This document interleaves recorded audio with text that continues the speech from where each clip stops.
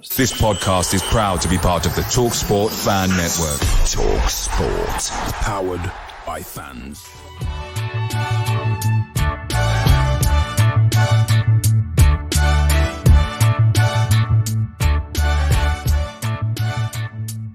Welcome to the fifth episode of the Away Ends. I am joined today by Craig. Fantastic name, of course, from Blue Monday podcast, which is our Ipswich Town colleague. So, Craig, thank you very much, first of all, for joining and spending some time with us to go through a review of the upcoming game and a little bit of our past. So, thanks a lot for joining. Tell us a bit about yourselves. Yeah, cheers, Craig. Well, yeah, a bit like yourselves, we're a member of the TalkSport Fan Network, like you guys.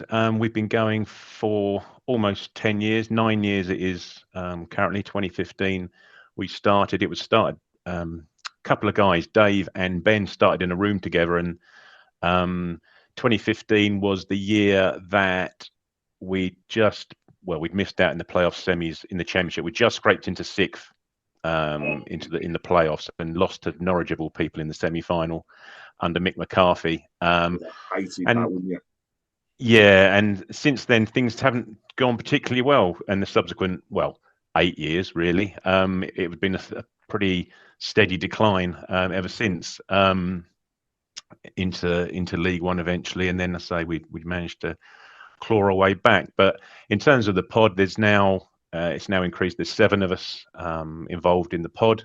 Ben, who started it off, one of the original 2 I spoke about, your viewers, listeners might know him from his championship channel. He's got quite a few followers. Benjamin Bloom on the championship channel. He's a bit of a championship expert nowadays.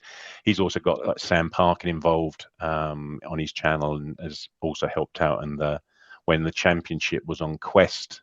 He's one of the research guys on that. So yeah, that's how things started off. I must say there's now 7 of us involved. There's a few of us, 4 of us I think are local to Ipswich and their surrounding areas. The other 3 are dotted around the country. So every match we've got all of us pretty much at home games and a good 2 or 3 of us at away games. So yeah, we've got pretty much all angles covered. We do a pre-match show. There'll be a pre-match show. 2 of the guys will do that tonight live on a Thursday, previewing the match with you guys on our YouTube channel. We do a flagship show on a Sunday night, reviewing what's just happened, and then we'll do whatever we can midweek to fill the gap, really.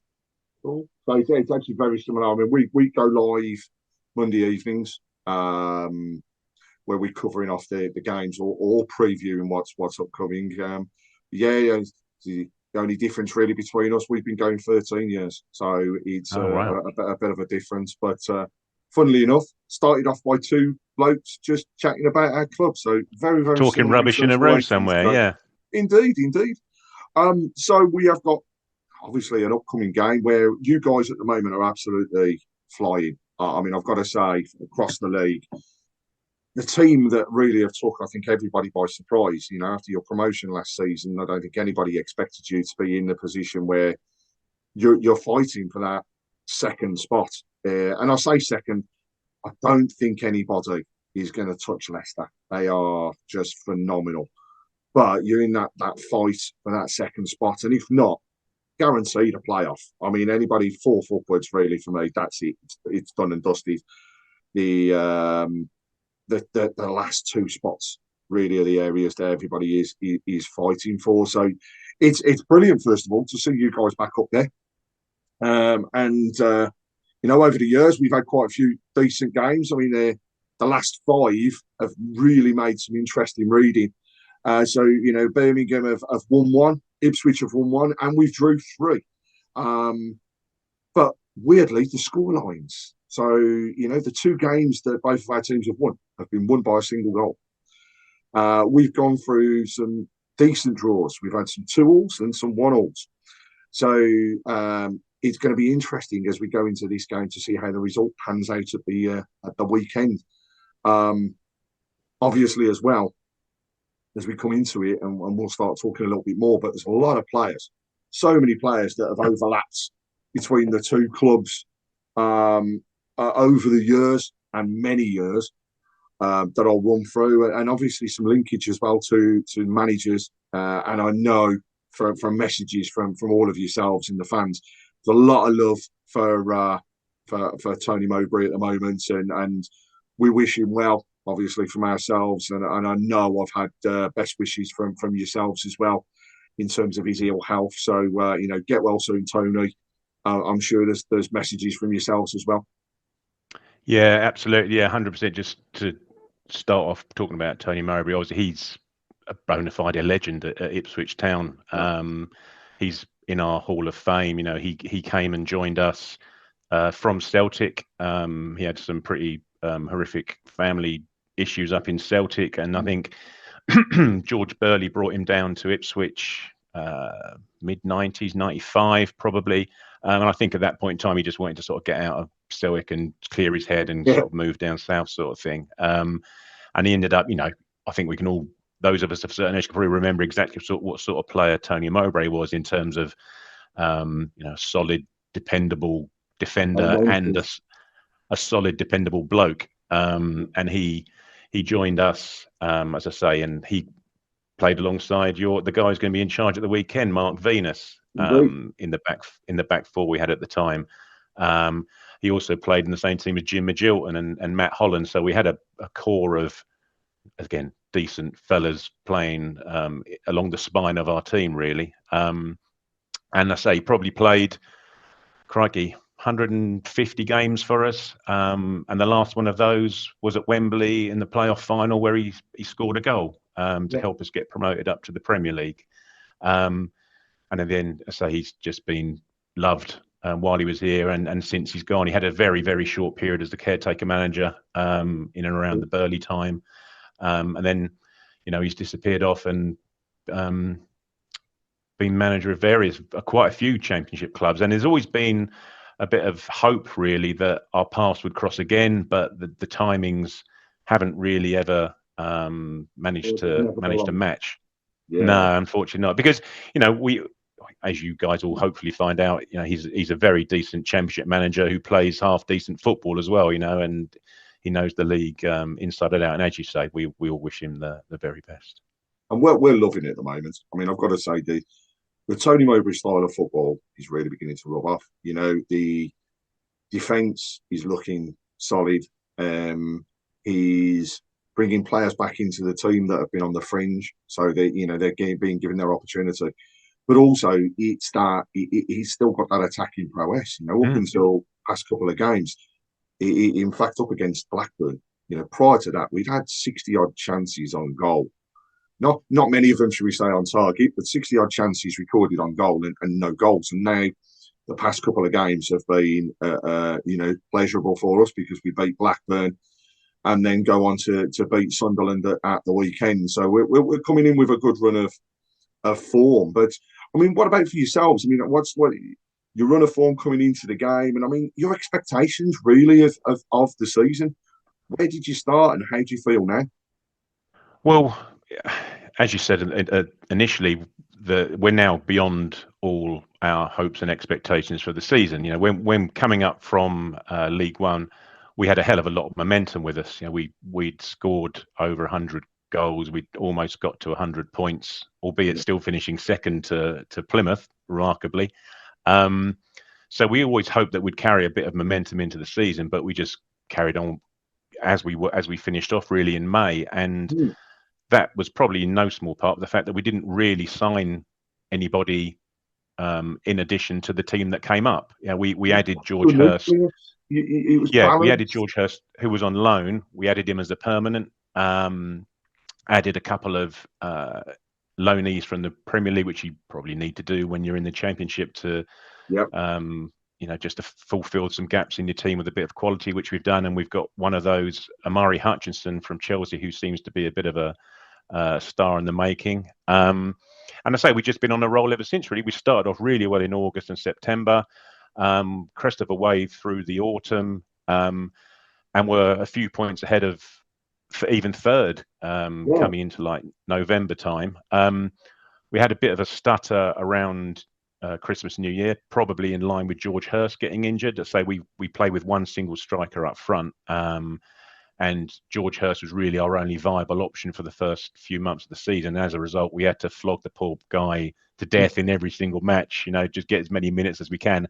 And eventually his hamstrings went twang on Boxing Day, I think it was, against Leicester. And we haven't seen him since. And he's out for the majority of the season. And it was pretty much at that time that we suffered this dip in form and got 9 points from 9 games. And that coincided with Southampton going through this run of not losing in 22, 23 matches, whatever it happened to be. And they sort of just overtook us for a little time. But even despite being on the back of that losing run and us being on a bit of a dip, we still seem now found ourselves ahead of them again, albeit just behind Leeds going into the weekend. But what we've done is we've replaced Hurst with Kiefer Moore on loan from Bournemouth. We're talking about Tony Mowbray knowing the Championship from a manager's perspective. Well, Kiefer Moore knows the Championship from a player's perspective, and he's ever since pretty much he's come into the team, every match that he's started, we haven't scored fewer than 2 goals in, because again now he's giving us a focal point to either win all his headers or indeed just play the ball into and play off of for the guys that sort of run around behind him, doing the tricky bits and pieces. So our upturn in form has pretty much coincided with Kiefer Moore joining at the tail end of January, and we've sort of turned that around in the last week or so. We've picked up 3 wins from the last 3 games, which has helped us again, as I say, overtake Southampton. And now, as you said, we're now not looking at the play. We are looking at the playoffs because we're in the playoffs, but we're now pretty much guaranteed. We've got the same amount of points now that Sunderland did last year at the end of the season to get into the playoffs, if you know what I mean. Indeed. So it's just been one of those crazy seasons, isn't it? That the top 4 just seem to have so many points, and then, as you said about the from 5th downwards, there's a hell of a bun fight going on, and you can drop down to mid-table, if not lower mid-table, for teams that are probably looking up at 6th and thinking, you know what, we're going a bit of a run here. We fancy ourselves of just sneaking in there, possibly.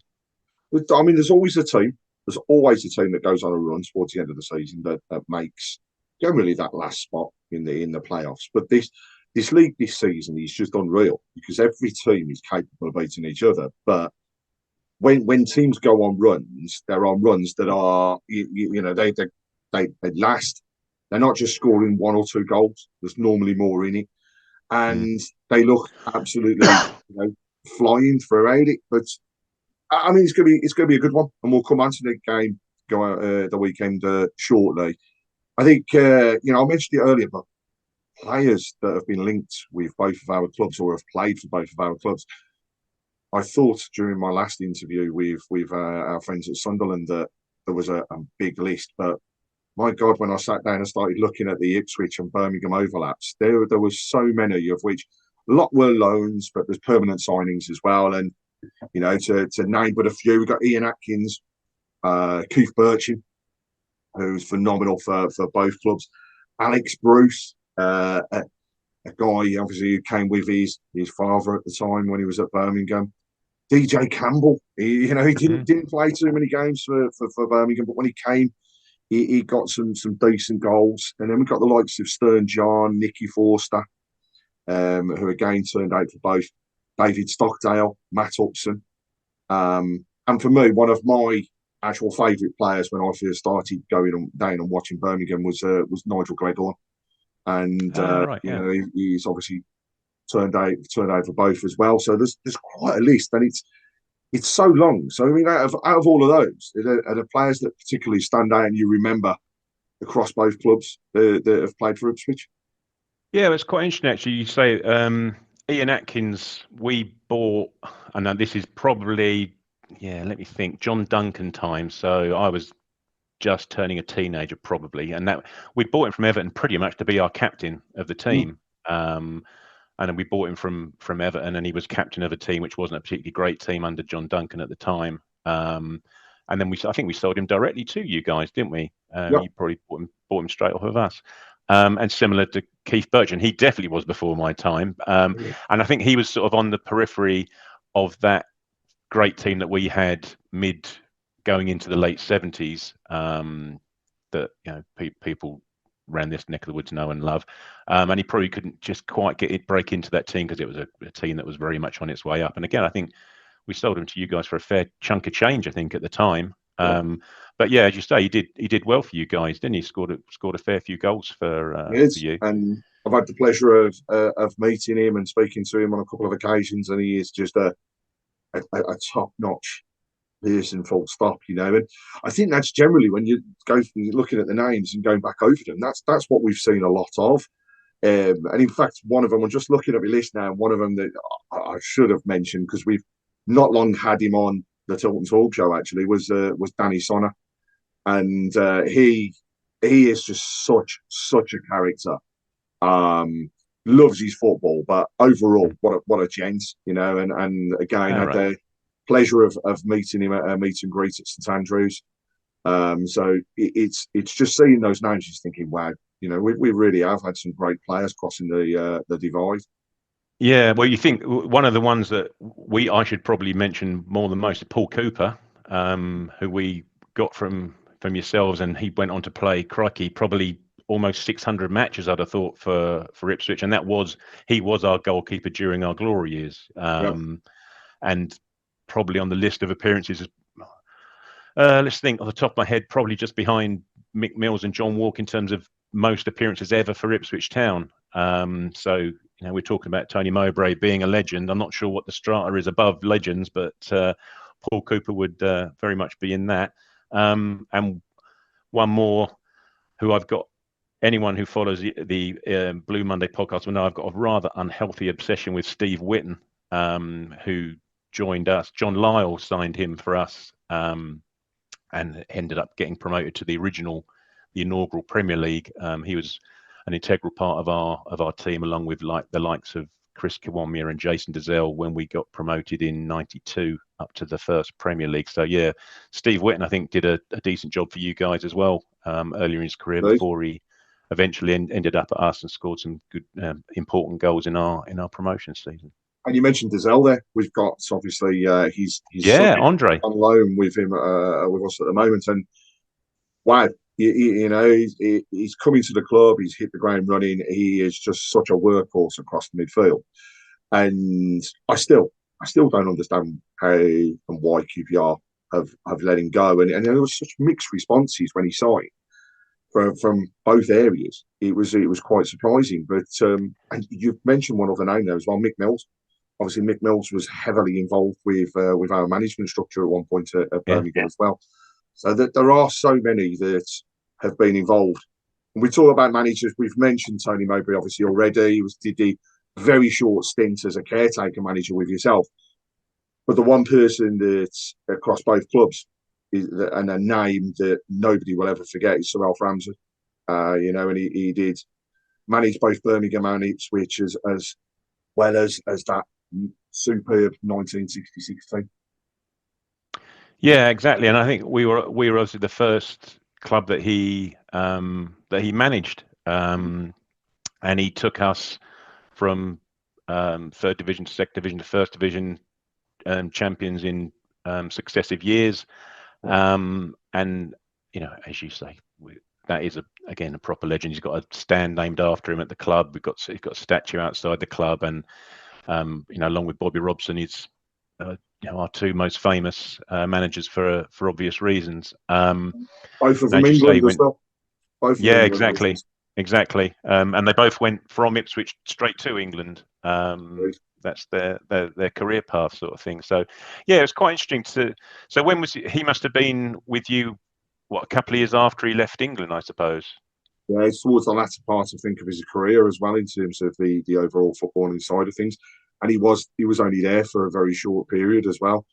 I think it was the times when Birmingham would just get into, you know, they weren't the standout team, but they were also not the whipping boys. You know, and we've been through both of those phases. And again, I think when we look at both clubs, we've both been through that, where we've been top end, doing well in the top league, and then ended up being the team that everybody's thinking, oh yeah, we're going to go there and we're going to get a result nice and easy. But it's nice now that we're both again in the situation where stability is key.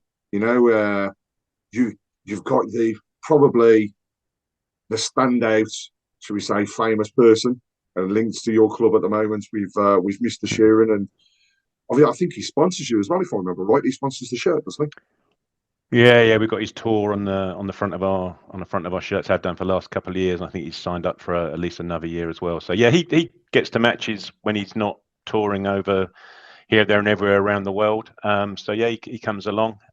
He's got his name on the squad list, sort of thing. So whether he's turning up on Saturday or not, I don't know. It's I mean, Jesus, music wise, I think we have Jeff Lynne, so we're probably equal as far as those are concerned. So, I'm a big ELO fan, Craig. oh, well, there you go. Then that's it. We win. So, before we go on to the weekend's game and obviously the good old predictions, what I'm interested in is, one of my personal memories and probably best memories that I've seen is actually at St Andrews against Ipswich Town, obviously in the League Cup semi-final as it was at the time, and I did have the privilege really of attending both games. So the close call down at Ipswich, we were saying just before we started, this recording is that's the only ground that I've ever been to where I've got off a coach, been met by policemen, and you're thinking, right, they're going to take us straight to the ground. But no, we were handed flyers and taken to the nearer pub. And it was just absolutely superb. And those two games for both clubs will stand out for obviously different reasons. From my perspective, St Andrews that night and will forever stick in my mind for literally the stadium bouncing. It's an atmosphere that I don't think has ever been replicated in there. Obviously, Trevor being in charge as well at the time was something that all of us as fans will never forget. The pitch, I couldn't class it as a pitch, really. I mean, for you guys, you probably remember it just as it was the cows field rather than anything else. It was absolutely atrocious, but it was just a fantastic night. I mean, for yourself, what's your most memorable game? Probably the same one for exactly the opposite reason. To be perfectly honest, as you wrote that when I was talking about Tony Mowbray and us being promoted to the Premier League in 2000, it was that season, our first season in the Premier League, and we were on a roll. We ended up finishing fifth that season. Marcus Stewart scoring goals for fun for us. I think he scored in the first leg, and the way that we were playing in the league that season, we probably thought we were in with a chance of getting to Wembley, especially no offence, drawing Birmingham in the semi when I think Liverpool were in the other half of the draw. But then, you rightly say that second leg, and Ipswich fans still talk about it now, it being an absolute bear pit of an atmosphere at St Andrews for that second leg. It's just been whipped up into a frenzy. The pitch was like a ploughed field, which probably evened up things a little bit. I think you ended up trouncing us in the end. It went through to extra time, didn't it? In the end, and I think the unlucky bounce. That's what everybody remembers is the unlucky bounce. But no, it was a fantastic night and one that I'll never forget. So we come on to the weekend, and both teams going in with a good run of form as we've discussed. But what are your thoughts going into it? I mean, I'll say from my perspective, it's going to be a very tight game, a tough game. Ipswich are flying, and like you say, scoring for fun. We're defending well. We've got a team that's very balanced at the moment, and I'm looking forward to hopefully that continuing. I think it'll be really tight, and in fact, I could see another draw. I think that record that's already showing in the league may continue. But what's your thoughts? Who's actually, I should say as well, who should we look out for? Well, it's quite interesting actually, because we played Rotherham midweek this week, and probably produced our worst ever performance under Kieran McKenna. It was atrocious. We couldn't string a pass together. What we've been doing since McKenna joined is playing out from the back. Our goalkeeper plays like a sweeper. You'll see him push up. He'll have the ball at his feet, and he'll be enticing the strikers onto him to break that press and get us up the pitch. And it just didn't really click for whatever reason on Tuesday. So we're looking for a bit of a reaction at the weekend. And at home, our games are pretty crazy. You know, there are goals galore in our home games. We are scoring more than 2 goals in our league games this season. We're conceding more than 1.5 goals in our league games this season. So the Craig Fimbo guarantee will be it won't be a 0-0. Put your money on 0-0. Yeah, no. Yeah, exactly that. So I think there'll definitely be goals. I'm going to have us down for a 3-1 because I say at the moment we're a bit not particularly watertight at the back, but we do score goals. And at the moment, Amari Hutchinson, I said earlier from Chelsea, he's making a difference. He's predominantly coming off the bench. He's not starting many games for us, but what we're tending to do is putting out our big guns for the first 60, 70 minutes of a game, tiring out the opposition defence, and then bringing on even more attacking options from the bench. We don't very much. Kieran McKenna doesn't tend to use his substitutions for defensive reasons. Mm-hmm. He tends to replace his front 4 with another 4 coming on the pitch to go again, basically. So if Kiefer Moore took a bit of a knock during the week, so hopefully he'll be fit because, as I said before, he is integral to the way that we play. Yeah. We bought in Ali Al Hamidi from Wimbledon during the transfer window for £1 million or so. He was the top scorer, I think, in League Two, and he's sort of being fed into the team from the subs bench at the moment. So if Kiefer Moore isn't fit, then I'd imagine he'll start. But it'll be Kiefer Moore with 3 of Hutchinson. Sarmiento is playing for your friends at West Brom for the first half of the season. Wes Burns, Connor Chaplin, Nathan Broadhead. Any combination of those will be playing in the 3 behind the single striker. Sam Morsey is our captain in the centre midfield, and he gets through an awful lot of work and is arguably our most important player. Just drags the whole team along with him. Mm-hmm. And on the left, he's called a left back, but he doesn't tend to play a lot at the left. He's spending more time up the opposition corner flag than he does near his own corner flag. Leif Davis, he's got an awful lot of assists, and he's starting to get an understanding with Kiefer Moore as well. So, yeah, there's a few. I'd say that Hutchison off the bench, if he doesn't start, will be pretty key, and Kiefer Moore to just tie everything together up front because. Yeah, we do tend to score goals at home. It's just a question of how many we can keep in from going at the other end, really. And I think, if I think about players at the moment that are on form with Birmingham, I mean, Ethan Laird, we can keep him fit. I think he's arguably one of the best, if not the best fullback in the league. The signing from Manchester United was just absolutely superb, getting him there. His charisma and his character as well is really coming through, and he gets us as fans. So, the past 2 games, he has really just been geeing everybody up.